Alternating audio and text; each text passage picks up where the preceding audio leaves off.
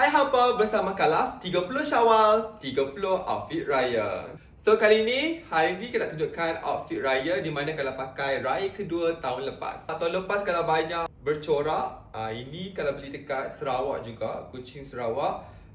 Kebanyakan orang akan ingat ni adalah batik Indon, but actually it's a batik Sarawak. Hopefully I tak salah sebab I beli kat Sarawak.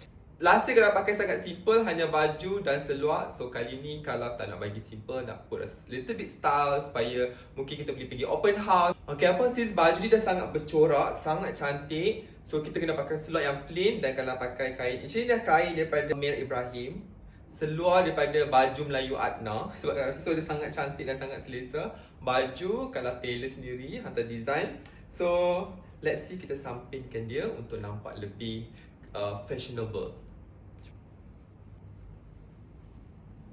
Dah siap pun. So kalau pakai baju kain ni, kalau jadikan sebagai macam samping, kalau kau padankan dengan kasut ni, so dia nampak macam proper. So tak nak pakai songkok sebab kau rasa macam kalau pakai songkok dia nampak macam YB.